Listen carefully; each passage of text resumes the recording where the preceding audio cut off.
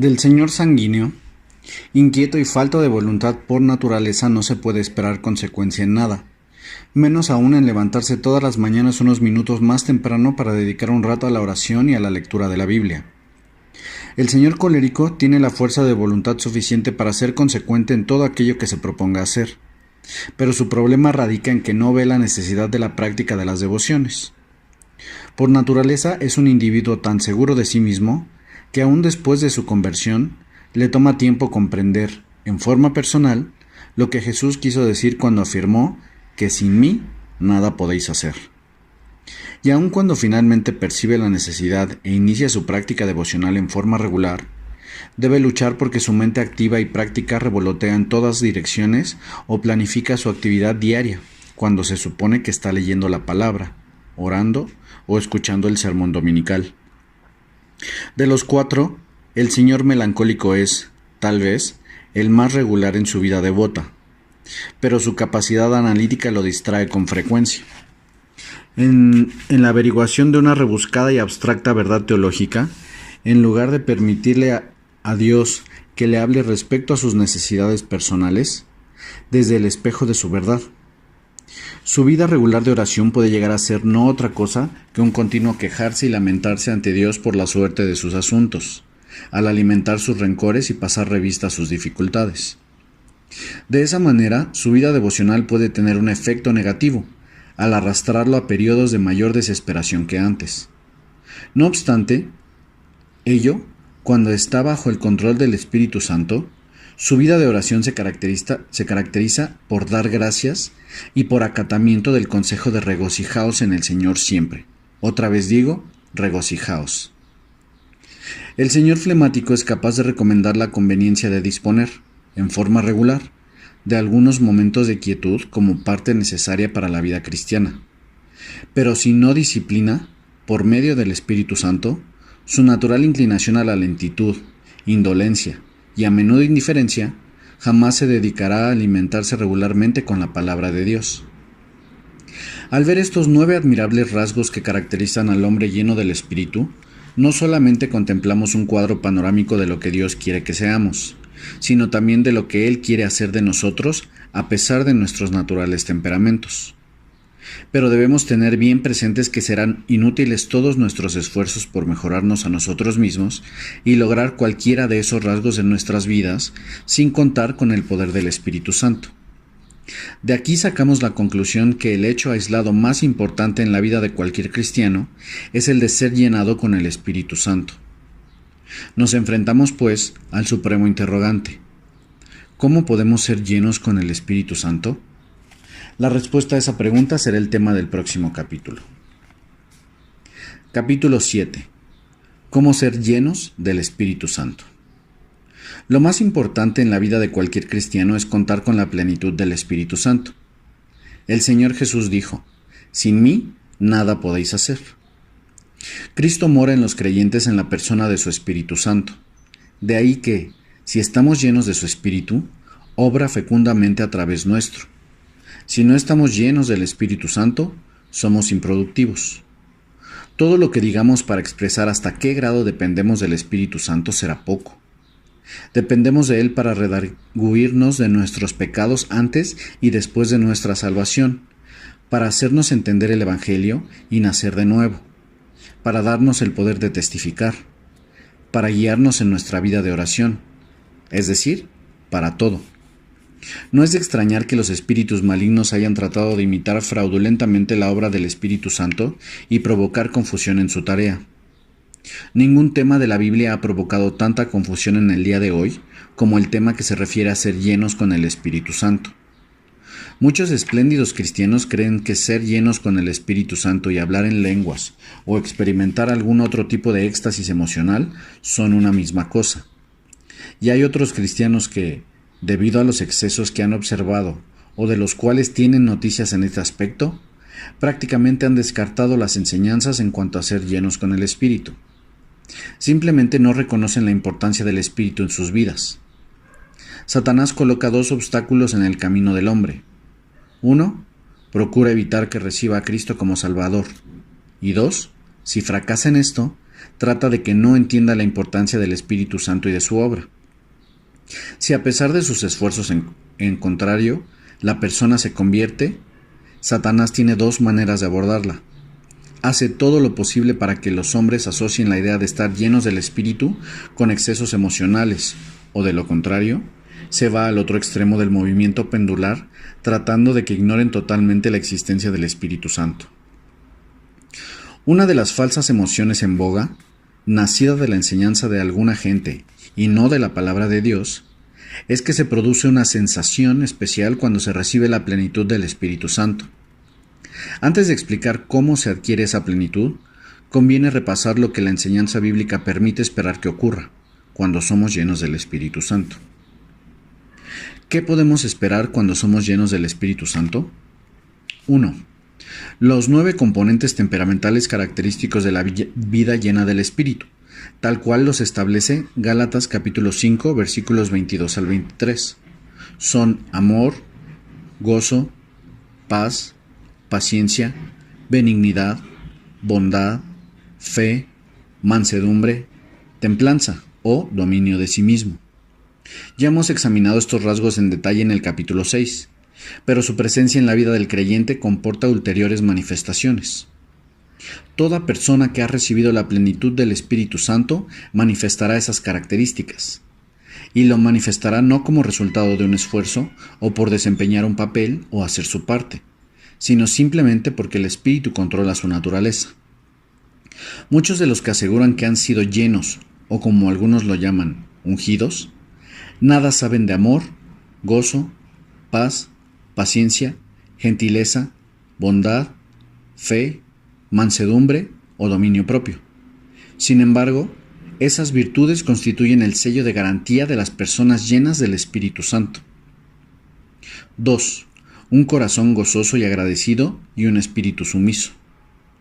Cuando el Espíritu Santo llena la vida de un creyente, la Biblia nos dice que le dará un corazón canoro y agradecido y un espíritu sumiso. No os embriaguéis con vino, en lo cual hay disolución.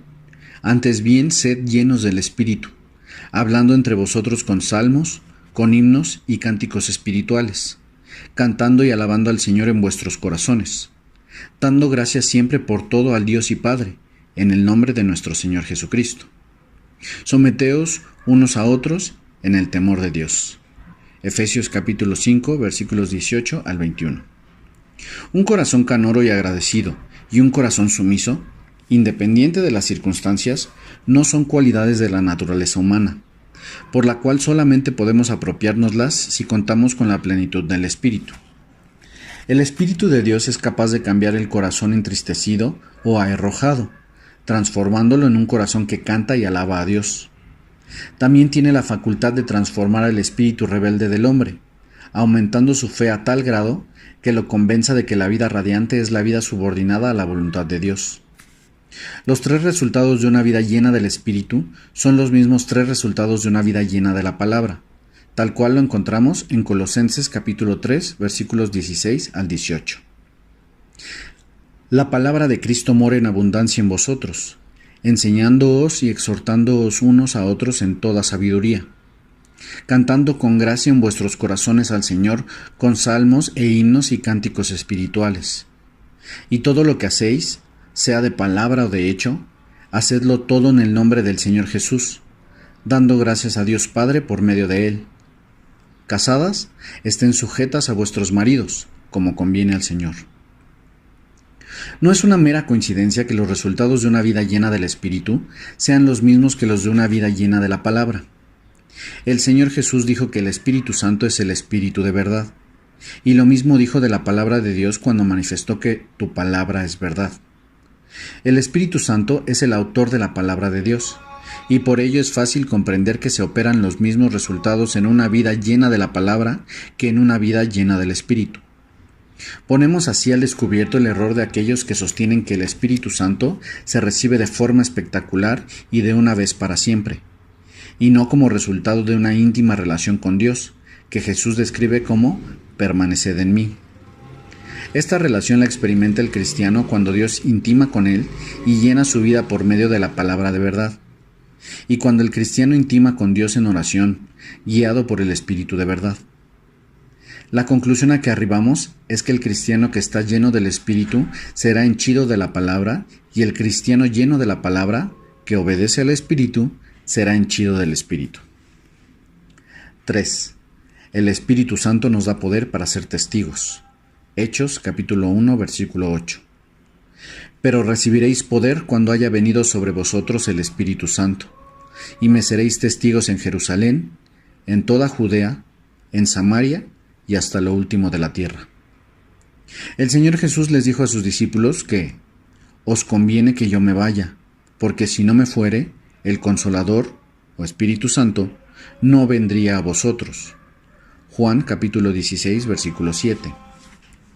Eso explica la razón por la cual una de las últimas cosas que hizo Jesús antes de ascender al cielo fue decirles a sus discípulos: pero recibiréis poder cuando haya venido sobre vosotros el Espíritu Santo, y me seréis testigos.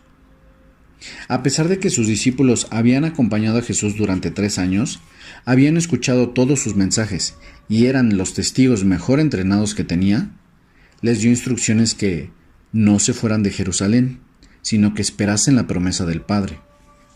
Es obvio que todo su adiestramiento resultaba insuficiente para rendir fruto por sí mismos, sin el poder del Espíritu Santo. Es bien conocido el hecho de que cuando el Espíritu Santo se derramó sobre ellos el día de Pentecostés, testificaron en su poder y fueron salvadas 3,000 personas. También nosotros podemos tener el poder para testificar una vez llenos del Espíritu Santo. Plugiera a Dios que hubiera tanto afán de parte de su pueblo en obtener el poder para testificar, como lo tiene en disfrutar de una experiencia de éxtasis o de rapto emocional con el Espíritu Santo. No siempre se logra percibir el poder para testificar en el Espíritu Santo, pero lo debemos aceptar por fe. Cuando hemos llenado los requisitos para obtener la plenitud del Espíritu Santo, debemos tener la absoluta seguridad de que cuando testificamos, lo hacemos por el poder del Espíritu, sea que veamos o no los resultados. En razón de que el Espíritu Santo manifestó su presencia el día de Pentecostés de una manera tan dramática, y a que ocasionalmente percibimos la evidencia del Espíritu en nuestras vidas, llegamos a imaginar que en todos los casos se hace de esa manera, pero no es así. Es perfectamente posible testificar con el poder del Espíritu Santo y no ver que la persona a quien testificamos llegue al conocimiento salvador de Cristo. Dios ha escogido, en su soberana voluntad, no abrogar el derecho al libre albedrío del hombre. De ahí que a un hombre se le puede testificar con el poder del Espíritu Santo, y aún así, él puede rechazar al Salvador.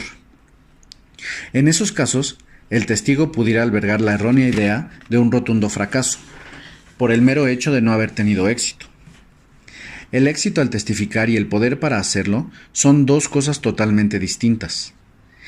Tiempo atrás, tuve el privilegio de testificar a un hombre de 80 años.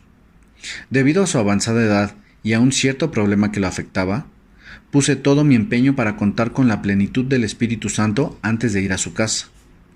Me escuchó con la mayor atención cuando le expliqué el Evangelio utilizando las 4 leyes espirituales. Luego le pregunté si quería recibir a Cristo en ese mismo acto, a lo cual rápidamente me contestó: no estoy listo todavía. Me retiré asombrado de que un hombre de 80 años de edad me dijera que todavía estaba listo, y llegué a la conclusión de que no había testificado con el poder del Espíritu Santo. Pasado un breve tiempo fui a visitarlo de nuevo, y ya había cumplido 81 años de edad. Nuevamente comencé a exponerle el Evangelio, pero me informó que había recibido a Cristo. Había estudiado las 4 leyes espirituales que le dejé escritas en ocasión de la primera visita, y en la soledad de su pieza, se arrodilló e invitó a Jesucristo a que entrara en su vida como Salvador y Señor. Meditando sobre esto, me pregunté cuántas otras veces en mi vida, al no ver una inmediata respuesta, había arribado a la errónea conclusión de que el Espíritu no me había llenado con su poder para testificar. Cuando la vida de un cristiano está llena del Espíritu Santo, es seguro que rendirá abundantes frutos, porque si examinamos lo que Jesús quiso decir cuando dijo: permaneced en mí, y lo que la Biblia enseña sobre estar llenos del Espíritu, comprobaremos que es una misma experiencia. Jesús dijo: el que permanece en mí y yo en él, éste lleva mucho fruto. De ahí sacamos la conclusión de que la vida perdurable o la vida llena del Espíritu rendirá fruto. Pero es un error tratar de saber, de antemano, cada vez que testificamos, si estamos o no facultados por el Espíritu para hacerlo. En lugar de ello, lo que tenemos que hacer es cumplir con las condiciones exigidas para ser henchidos por el Espíritu y luego creer, no por los resultados obtenidos o por la demostración visual o sentimental, sino por fe, que tenemos la plenitud del Espíritu. 4. El Espíritu Santo glorifica a Jesucristo. Juan capítulo 16, versículos 13 al 14. Pero cuando venga el Espíritu de verdad, Él os guiará a toda la verdad, porque no hablará por su propia cuenta, sino que hablará todo lo que oyere, y os hará saber las cosas que habrán de venir. Él me glorificará, porque tomará de lo mío y os lo hará saber. Un principio fundamental referido a la obra del Espíritu Santo es el de que no se glorifica a sí mismo, sino que glorifica al Señor Jesucristo. En toda oportunidad en que alguien, que no sea el Señor Jesús, reciba mérito o gloria alguna, podemos tener la más absoluta certeza de que ello no es el resultado de la obra ni de la dirección del Espíritu Santo, porque su misión específica es glorificar a Jesús. Este es el test que hay que aplicar a cualquier tarea que pretenda ser obra del Espíritu Santo. El fallecido F.B. Meyer relató la historia de una misionera que asistió a una conferencia bíblica en la cual él habló sobre el tema de cómo recibir la plenitud del Espíritu Santo. Al finalizar la conferencia habló con él y le confesó que nunca, conscientemente, se sintió llena del Espíritu Santo y que ese mismo día haría un retiro espiritual en la capilla, escudriñando su alma para ver si podía obtener la ansiada plenitud. Tarde esa noche volvió, en momentos en que Meyer se retiraba del auditorio. Él le preguntó: «¿Qué tal le fue, hermana?» «No estoy segura», le respondió ella. A continuación le preguntó qué había hecho todo ese día, a lo cual la misionera le respondió que había leído la Biblia, había orado confesando sus pecados y pidiendo que fuera llena del Espíritu Santo. Y agregó: «No me siento llena del Espíritu Santo». Meyer luego le preguntó: «Dígame, hermana, ¿cómo andan las cosas entre usted y el Señor Jesús?» Su rostro se iluminó con una sonrisa y le dijo: «Ah, doctor Meyer, jamás en mi vida he gozado tanto de la comunión con el Señor Jesús como en esta oportunidad». A lo que él respondió: «Hermana, ese es el Espíritu Santo». En todos los casos el Espíritu Santo hará que el creyente sea más consciente del Señor Jesús que de sí mismo. Hagamos un resumen de lo que se debe esperar cuando somos llenos con el Espíritu Santo. Es muy simple, pues no se trata de otra cosa que de las 9 características temperamentales del Espíritu: un corazón agradecido que canta, una actitud sumisa y el poder para testificar. Estas características glorificarán al Señor Jesucristo. ¿Y qué podemos decir sobre sentir algo o experimentar un estado de éxtasis? Nada nos dice la Biblia en cuanto a experimentar esas cosas cuando somos llenos del Espíritu Santo. Por lo tanto, debemos esperar lo que la Biblia nos promete. ¿Cómo ser henchidos con el Espíritu Santo? El ser henchidos del Espíritu Santo no es una disposición opcional en la vida del cristiano, sino un mandamiento de Dios. Efesios capítulo 5, versículo 18 nos dice: «No os embriaguéis con vino, en lo cual hay disolución. Antes bien, sed llenos del Espíritu». Es una afirmación en modo imperativo y por ello debemos tomarlo como un mandamiento. Dios jamás pretende lo imposible con sus mandamientos. Por lo tanto, si nos ordena, como lo hace, que seamos llenos del Espíritu Santo, luego tiene que ser factible. Vamos a indicar 5 pasos sencillísimos que se deben dar para ser llenos del Espíritu Santo. 1. Examen de conciencia. Todo cristiano interesado en ser henchido con el Espíritu Santo debe observar regularmente el hábito de examinarse a sí mismo. Y al examinarse, no debe hacerlo para comprobar si está a la altura de otra gente o de las tradiciones y requerimientos de su iglesia, sino a la altura de los resultados que se obtienen de estar lleno del Espíritu Santo, según lo mencionamos anteriormente. Si de ese examen resulta que no está glorificando a Jesús, que carece del poder para testificar, que le falta un espíritu gozoso y sumiso, o los 9 rasgos temperamentales del Espíritu Santo, entonces su examen de conciencia le revelará las áreas donde existe un déficit y sabrá cuál es el pecado responsable de ello. 2. Confesión de todo pecado conocido. 1 de Juan, capítulo 1, versículo 9. Si confesamos nuestros pecados, Él es fiel y justo para perdonar nuestros pecados y limpiarnos de toda maldad. La Biblia no hace una evaluación discriminatoria de pecados, sino que los juzga a todos por igual. Después de examinarnos a la luz de la palabra de Dios, tenemos que confesar todos los pecados que el Espíritu Santo trae a nuestra mente, incluyendo las características que nos faltan de la vida llena del Espíritu. Mientras no llamemos a las cosas por su nombre y designemos como pecado nuestra falta de compasión, nuestra falta de templanza, nuestra falta de humildad, nuestro enojo en lugar de benignidad, nuestra amargura en lugar de mansedumbre y nuestra incredulidad en lugar de fe, nunca podremos aspirar a ser henchidos por el Espíritu Santo. En cambio, en el momento en que reconocemos que estas deficiencias constituyen un pecado y así lo confesamos a Dios, Él nos limpia de toda maldad. Mientras no actuemos así, no tendremos la plenitud del Espíritu Santo, porque Él solamente utiliza instrumentos para honra. 3. Total sometimiento a Dios. Romanos capítulo 6, versículos 11 al 13. Así también vosotros consideraos muertos al pecado, pero vivos para Dios en Cristo Jesús, Señor nuestro.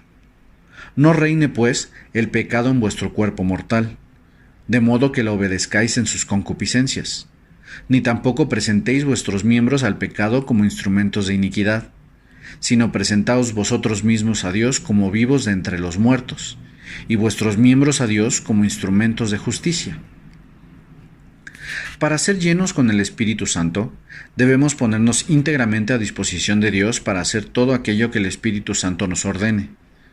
Si nos negamos a hacer lo que Dios quiere que seamos, o a ejecutar lo que Dios quiere que hagamos, estamos resistiendo a Dios, que es una manera de poner límites al Espíritu de Dios. No cometamos el error de tener miedo a entregarnos a Dios. Romanos capítulo 8, versículo 32 nos dice que el que no escatimó ni a su propio Hijo, sino que lo entregó por todos nosotros, ¿cómo no nos dará también con Él todas las cosas? Este versículo no deja lugar a dudas de que si Dios nos amó de tal manera que dio a su Hijo para morir por nosotros, lo único que le interesa es nuestro bien, y por lo tanto, podemos confiarle nuestras vidas. Nunca hemos de hallar a un cristiano desdichado que viva de acuerdo a la voluntad de Dios, porque siempre acatará sus directivas con ansias de hacer su voluntad. Por supuesto que la resistencia rebelde al Señor impide la plenitud del Espíritu. Israel limitó al Señor, no solamente por incredulidad, sino, como dice el Salmo 78, versículo 8, por ser una generación contumaz y rebelde, generación que no dispuso su corazón ni le fue fiel para con Dios su espíritu. Toda resistencia a la voluntad de Dios impedirá la plenitud del Espíritu Santo. Para ser henchidos con este espíritu, debemos someternos a su espíritu, de la misma manera que un hombre, para embriagarse, tiene que someterse al vino. Efesios capítulo 5, versículo 18 dice: No os embriaguéis con vino, antes bien, sed llenos del Espíritu. El borracho con su etudinario vive y actúa dominado por los efectos del alcohol. Cuando el cristiano está lleno del Espíritu Santo, queda bajo su dominio y actúa de acuerdo a sus dictados. Este es el paso más difícil que debe dar el cristiano consagrado, puesto que siempre podemos encontrar un propósito digno para nuestras vidas, no dándonos cuenta cuando queremos servir al Señor, que muchas veces estamos pletóricos de nosotros mismos en lugar de estarlo del Espíritu Santo. Colaborando en un campamento de estudiantes secundarios y universitarios, tuvimos ocasión de escuchar un emocionante testimonio de un estudiante ministerial quien nos dijo que acababa de comprender lo que significaba estar lleno del Espíritu. Sostuvo que nunca fue culpable de los pecados carnales más comunes en que caen los cristianos. Reconocía una sola área de resistencia en su vida. Le encantaba predicar, y lo entusiasmaba la posibilidad de llegar a ser un pastor o un evangelista, pero no quería que el Señor lo enviara al campo misionero. Durante esa semana, el Espíritu Santo le habló al muchacho justamente sobre esa vocación, y cuando se sometió totalmente al Señor, y le dijo, «Sí, iré hasta los confines de la tierra», experimentó por vez primera la plenitud del Espíritu Santo. Y a continuación nos dijo, «Al fin y al cabo, no creo que el Señor quiera que sea un misionero, solamente quería probarme si estaba dispuesto a hacerlo». Cuando entregamos nuestra vida a Dios, no debemos hacerlo imponiendo condiciones de ninguna naturaleza. Dios es amor, y por lo tanto, podemos entregarnos con toda tranquilidad y sin reservas, sabiendo de antemano que sus planes para nuestras vidas son mejores que los nuestros. Además, debemos recordar que una actitud de entrega total es absolutamente imprescindible para ser henchidos del Espíritu de Dios. Nuestra voluntad responde a la voluntad de la carne, y la Biblia dice que la carne para nada aprovecha. A veces es difícil determinar el sometimiento cuando ya hemos resuelto los 5 grandes interrogantes de la vida. 1. ¿A qué universidad iré? 2. ¿Cuál es mi vocación? 3. ¿Con quién me casaré? 4. ¿Dónde viviré? Y 5. ¿A qué iglesia me afiliaré? El cristiano que está lleno del Espíritu Santo será sensible a la dirección del Espíritu Santo en las pequeñas cosas como en las grandes decisiones que ha de tomar. Pero hemos observado que numerosos cristianos que han tomado sabias decisiones en los 5 grandes interrogantes todavía no están llenos del Espíritu. Alguien ha sugerido que el estar sometido al Espíritu es estar a disposición del Espíritu. Un buen ejemplo de esta sugerencia es el incidente de Pedro y de Juan relatado en Hechos capítulo 3. Se dirigían al templo a orar cuando vieron a un cojo pidiendo limosna. Justamente porque eran sensibles al Espíritu Santo, lo curaron en nombre del Jesucristo de Nazaret. El hombre, andando a saltos, comenzó a alabar a Dios, lo cual atrajo a una multitud. Pedro, todavía sensible al Espíritu Santo, comenzó a predicar. Muchos de los que habían oído la palabra creyeron, y el número de los varones era como 5,000. Hechos capítulo 4, versículo 4. Muchas veces estamos tan enfrascados en una buena actividad cristiana que no estamos disponibles cuando nos guía el Espíritu.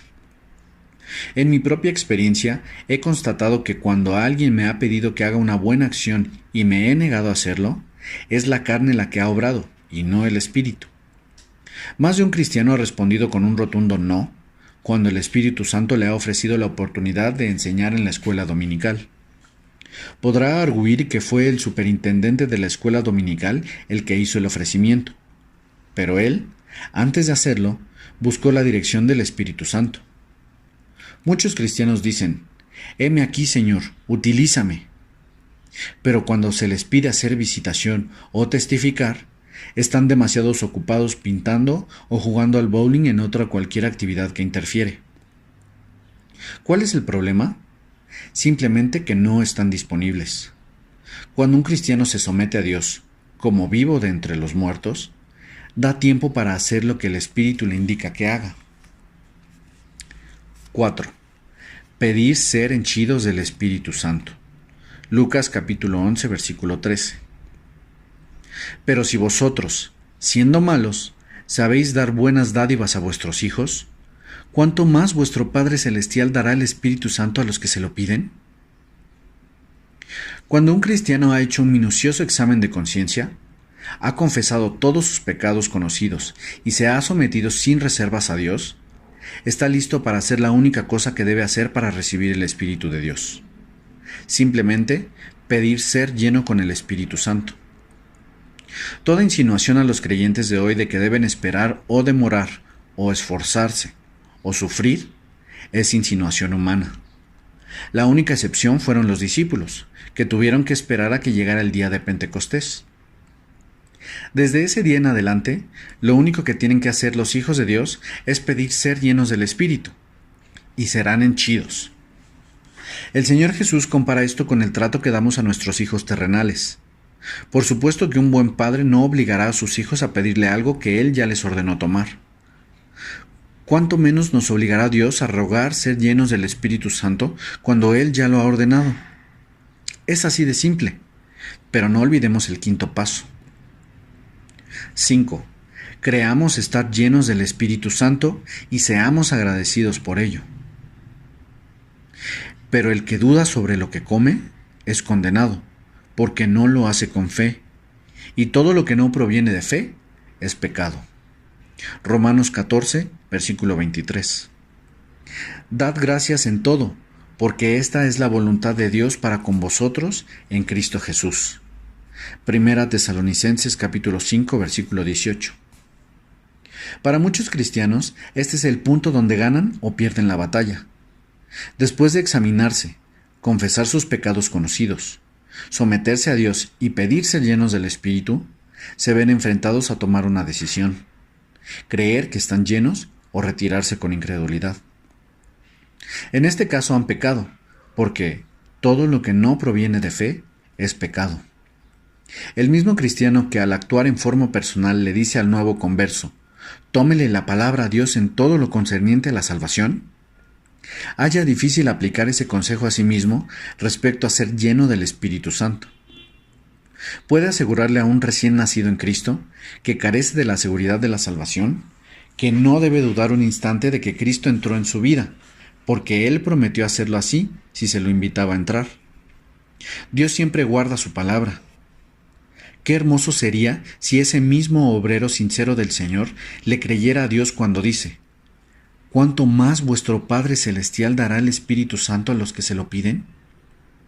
Si hemos cumplido los 4 primeros pasos, entonces agradezcamos a Dios por fe el habernos llenado. No debemos esperar extrañas sensaciones ni señales físicas, sino que debemos ajustar nuestra fe a la palabra de Dios, que es independiente de todo sentimiento. Podemos tener una sensación de seguridad al recibir la plenitud del Espíritu, como consecuencia de tomarle a Dios su palabra y creer que Él nos ha llenado. Pero eso es un efecto, y no la causa de haber sido llenos, y ni siquiera determina si estamos o no llenos. Creer que estamos llenos del Espíritu es simplemente tomarle la palabra a Dios, que es lo único absoluto que existe. Caminar en el Espíritu. Digo pues, andad en el Espíritu y no satisfagáis los deseos de la carne. Gálatas capítulo 5, versículo 16. Si vivimos en el Espíritu, andemos también por el Espíritu. Gálatas capítulo 5, versículo 25. Andar en el Espíritu no es sinónimo de ser llenos del Espíritu, si bien están estrechamente emparentados.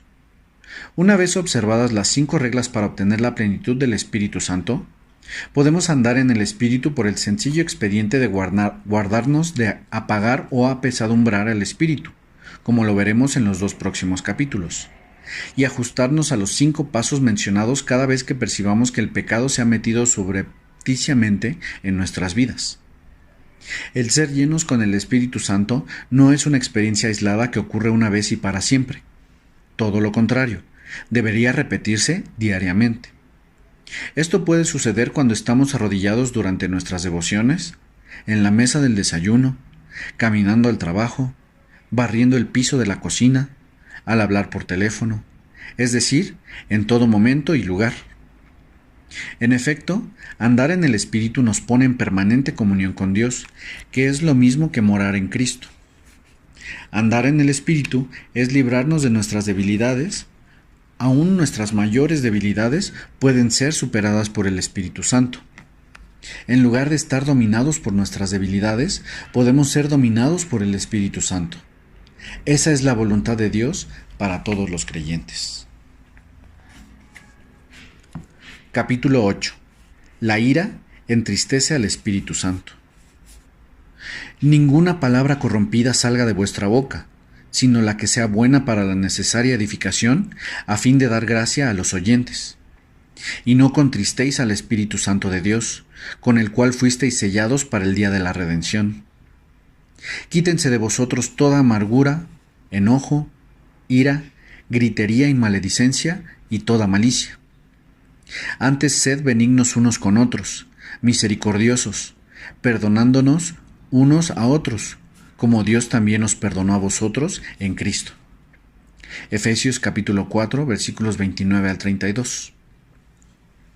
El hecho de entristecer al Espíritu Santo por medio del enojo, de la amargura, de la ira u otras formas de humana terquedad arruina probablemente más testimonios cristianos que ningún otro pecado. El texto bíblico no deja lugar a dudas de que contristamos al Espíritu Santo de Dios por medio de la amargura, la ira, el enojo, las griterías, las maledicencias y la malicia, que son enemistad del corazón. Por alguna razón, cristianos que en todo lo demás son realmente consagrados, se resisten a reconocer como pecados estas emociones que nacen del enojo. Por el contrario, es muy común detener el progreso en la vida cristiana al no poder vencer ciertos hábitos externos, tales como beber, jugar y hablar profanamente, etc., sin tener que habérselas con las emociones que se agitan en el interior. Si bien el enojo es invisible, es un pecado que no va en saga de esas otras prácticas que se hacen a la vista de todos. Gálatas capítulo 5 versículo 21 les asigna a las enemistades, las iras y las contiendas la misma categoría que a los homicidios, borracheras y orgías, al decir que ya os lo he dicho antes, que los que practican tales cosas no heredarán el reino de Dios. La ira, un pecado universal. La ira es uno de los dos pecados universales de la humanidad. Luego de actuar como consejero de centenares de personas, hemos llegado a la conclusión de que todas las tensiones emocionales admiten una de dos causas: ira o temor. No recordamos un solo caso de individuos o de parejas desconcertados o turbados en quienes su problema básico no surgiera de una actitud iracunda, amarga y vitriólica, o temerosa, ansiosa, preocupada y deprimida. El Dr. Henry Brandt, en su libro The Struggle for Peace, La lucha por la paz, señala que la ira puede hacer que una persona se torne temerosa. El Dr. Raymond L. Kramer, otro psicólogo cristiano, afirma en su libro The Psychology of Jesus and Mental Health, La psicología de Jesús y la salud mental. A veces, la ansiedad se manifiesta en forma de ira. Hay grandes probabilidades de que las personas ansiosas se tornen irritables e iracundas. La ansiedad es una forma de temor. Por lo tanto, a partir de las afirmaciones de estos dos psicólogos cristianos, podemos arribar a la conclusión de que las personas iracundas pueden tornarse temerosas y las personas temerosas pueden tornarse iracundas. La ira entristece al Espíritu Santo y el temor apaga el Espíritu Santo, según lo veremos en el próximo capítulo. Al estudiar los temperamentos, dijimos que los extrovertidos temperamentos sanguíneo y colérico tenían la tendencia a ser iracundos, mientras que el melancólico y el flemático se inclinaban por ser temerosos. Puesto que la mayoría de las personas son una combinación de temperamentos, podemos admitir que hay una predisposición hacia estas dos debilidades, es decir, al temor y a la ira en el caso, por ejemplo, de ser predominantemente sanguíneos y contar con un 30% de tendencia melancólica. Por otro lado, y a partir de las afirmaciones ya citadas por los doctores Brandt y Kramer, podríamos concluir que las expresiones de ira de los temperamentos inclinados a la iracundia pueden causar temor, de la misma manera que las exteriorizaciones temerosas del melancólico y flemático pueden desencadenar respuestas de ira y hostilidad. Es nuestra personal opinión que estas dos emociones esclavizan más cristianos a la ley del pecado que ninguna otra emoción o deseo. Gracias a Dios que hay una cura para estas debilidades, por medio del Espíritu Santo. El alto precio de la ira.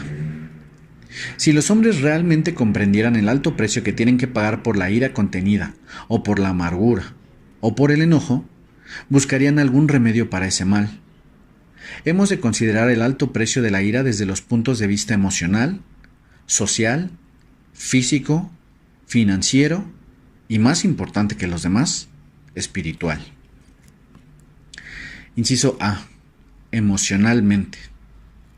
La ira contenida y la amargura pueden perturbar emocionalmente a un individuo, al grado de que no es el mismo. Llegado a este estado, con frecuencia toma decisiones que son dañosas, inútiles o embarazosas.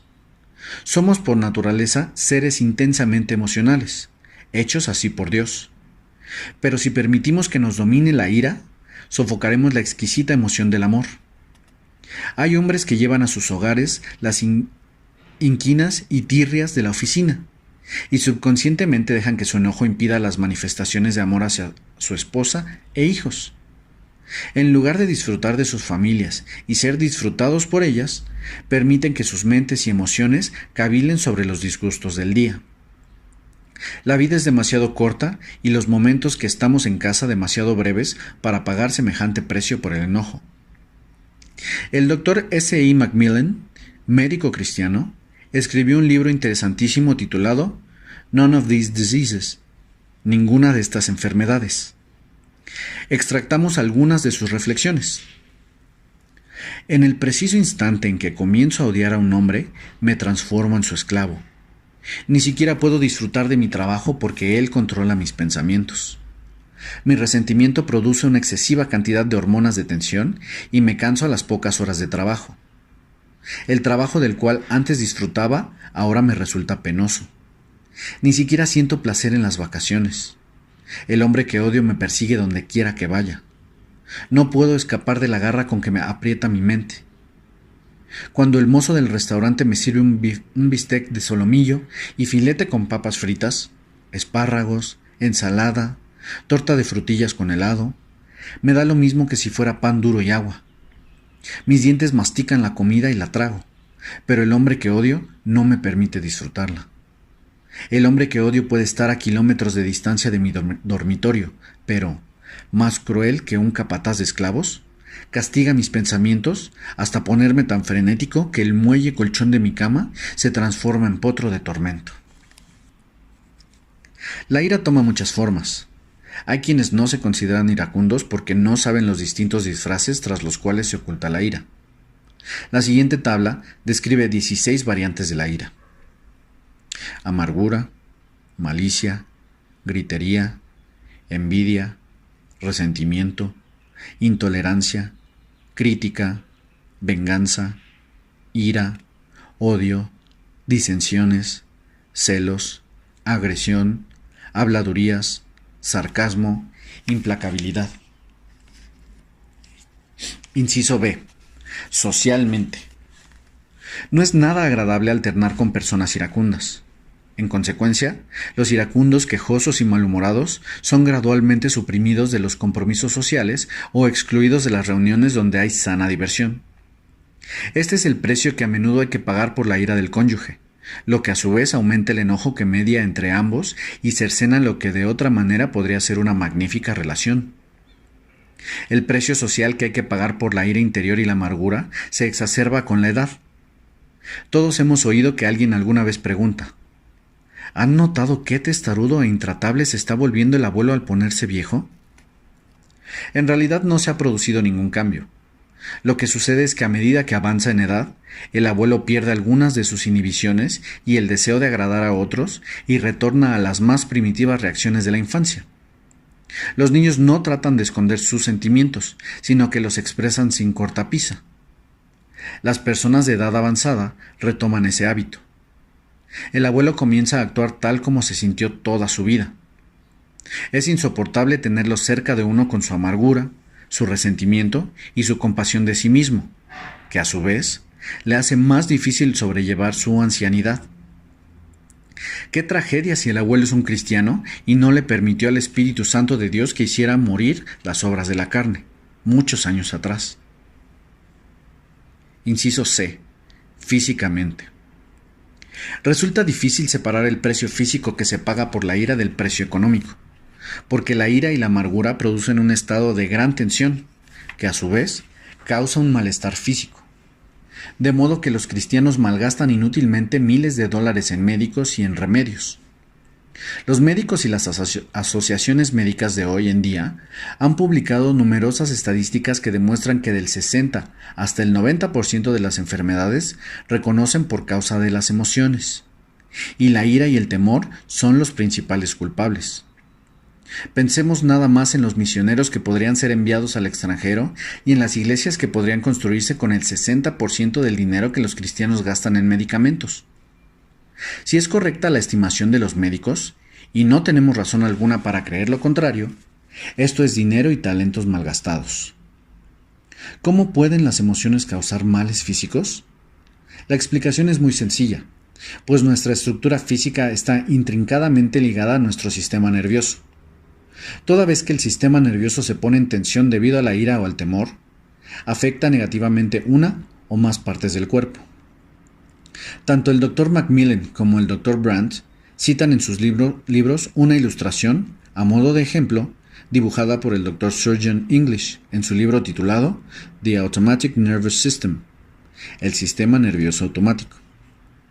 El ejemplo, basado sobre las obras de la carne tal cual los describen Gálatas capítulo 5 y Efesios capítulo 4, fue inspirado en alguna medida por la ilustración del Dr. English. Proverbios capítulo 4, versículo 23 dice: sobre toda cosa guardada, guarda tu corazón, porque de él mana la vida.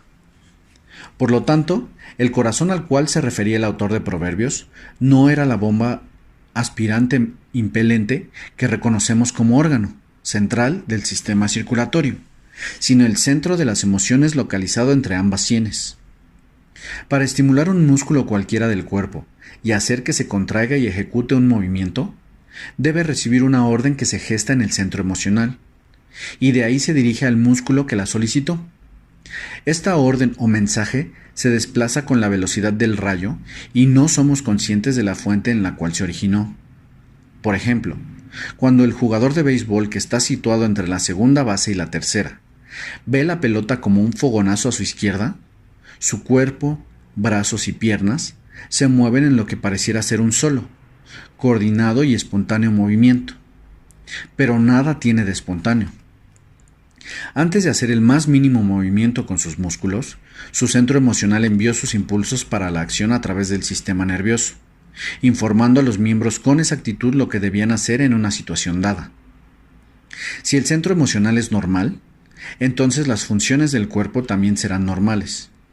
Si por el contrario, el centro emocional está trastornado o se comporta anormalmente, se produce una reacción que, a través del sistema nervioso, afecta prácticamente a todo el cuerpo. El dibujo que aparece en la página 112 interpreta lo que es el hombre sin Cristo. Muestra las tres partes más importantes del ser humano: la voluntad, la mente y el corazón, o centro de las emociones. Al hombre lo afectan emocionalmente los dictados de la mente, y lo que su mente elabora lo determina su voluntad. Por lo tanto, si el hombre escoge el camino de la desobediencia a Dios y permite que su mente elabore pensamientos que produzcan emociones contrarias a la voluntad de Dios, dichas emociones se traducen en actos que desagradan a Dios. Todos los pecados comienzan en la mente. El hombre nunca comete espontáneamente un pecado. Mucho antes de cometer un homicidio, el hombre abriga en su mente el odio, la ira y la amargura. Antes de cometer adulterio, abriga en su mente la lujuria. La inmunda literatura pornográfica estimula la mente hacia el mal, en tanto que la palabra de Dios calma las emociones y lo guía por sendas de justicia. Alguien dijo: dime lo que lees y te diré quién eres. El hombre elige, por su propia voluntad, si ha de leer literatura pornográfica o algo edificante tal como la Biblia. Su mente recibe lo que escoge leer o escuchar, y sus emociones se verán afectadas según lo que incorpora a su mente. De ahí el desafío de Jesucristo al hombre: amarás al Señor tu Dios con todo tu corazón, con toda tu alma o voluntad y con toda tu mente. Mateo capítulo 22, versículo 37. Dice el Dr. Macmillan: los centros de las emociones provocan estos extensos cambios por medio de tres mecanismos principales: modificando el aporte de sangre que afluye a un órgano, afectando las secreciones de ciertas glándulas, alterando la tensión muscular. Señala a continuación que las emociones de ira o de odio pueden provocar una vasodilatación cuyo desenlace es un aporte anormal de sangre a la cabeza. El cráneo es una estructura rígida que no permite expansión alguna. En consecuencia, el enojo y la ira desembocan fácilmente en un terrible dolor de cabeza. Un médico amigo hizo una demostración práctica del mecanismo por el cual nuestras emociones pueden causar úlceras y otras enfermedades del tracto gastrointestinal debido a un deficiente aporte de sangre al estómago y otros órganos vitales. Para ello, cerró con fuerza su puño hasta que los nudillos se pusieron blancos. Si pudiera mantener mi puño cerrado por un tiempo suficientemente prolongado, mis dedos perderían todo vestigio de sensación, porque no hay aporte sanguíneo. La solución para el problema planteado es muy simple. Todo lo que tengo que hacer es aflojar los dedos y abrir la mano. Diciendo esto, el médico abrió su mano y los dedos retornaron a su color normal. Explicó que tenemos un músculo que recubre el estómago, músculo controlable emocionalmente, y que en un arranque de ira se contrae a tal grado que impide el aporte sanguíneo a órganos tan vitales como el corazón, el estómago, el hígado, los intestinos, los pulmones, la vejiga, etc. Es fácil comprender a partir de esta ilustración que en un prolongado periodo de enojo, resentimiento, odio, ira o amargura puede dañar seriamente estos órganos del cuerpo. El Dr. Macmillan menciona más de 50 enfermedades que reconocen como etiología las tensiones emocionales. Hasta sugiere que algunas de las enfermedades infecciosas más conocidas se contraen cuando hay déficit en la resistencia del organismo en el momento de producirse el contagio. Y esa disminución de la resistencia reconoce como causa una prolongada tensión emocional. Pensemos en todos los cristianos afectados de tantas inútiles enfermedades que pudieran haberse evitado, con toda su dolorosa secuela, si tan solo hubieran estado llenos con el Espíritu Santo. Tenemos así la respuesta a la pregunta tantas veces formulada por cristianos rebeldes y amargados. ¿Por qué ha permitido Dios estas enfermedades en mi vida? Pareciera, según la autorizada opinión de los médicos, que no es Dios quien permitió esas enfermedades. La causa la debemos buscar en las pasiones desatadas, en el pecado. Muchos médicos no han tenido otro recurso que decirles a sus pacientes cardíacos o víctimas de alta presión sanguínea que padecen de colitis, bocio u otras enfermedades corrientes que no encontramos nada orgánicamente mal en usted. Su enfermedad obedece a un estímulo emocional. Ante esa respuesta, los enfermos suelen enojarse porque imaginan que, en otras palabras, es una forma de decirles que están mal de la cabeza. Lo que el médico quiere significar es que la causa de la enfermedad está radicada en su centro emocional. Un psicólogo me dijo que el 97% de los pacientes que lo consultaban por úlcera del estómago padecen esa enfermedad debido al enojo. Tanto es así que una de las primeras preguntas que ese especialista les formula a los pacientes ulcerosos es: ¿contra quién está furioso? Luego comentaba el psicólogo: generalmente se ponen furiosos conmigo luego de esa pregunta. El aumento siempre creciente de enfermedades físicas originadas en causas emocionales ha generalizado el uso de tranquilizantes y otros productos sedantes de las emociones. Estos tratamientos tienen efectos muy poco duraderos, porque no actúan sobre la causa que origina el problema. Los psicólogos aseguran que el hombre es incapaz de controlar totalmente sus emociones, aun poniendo en juego toda su voluntad. Estoy totalmente de acuerdo, porque he descubierto que nada que no sea el poder de Jesucristo puede transformar a un individuo iracundo, amargo y vitriólico en una persona amorosa, compasiva, gentil y amable. La cura a este problema, mediante Jesucristo, será el tema del capítulo 10 de este libro.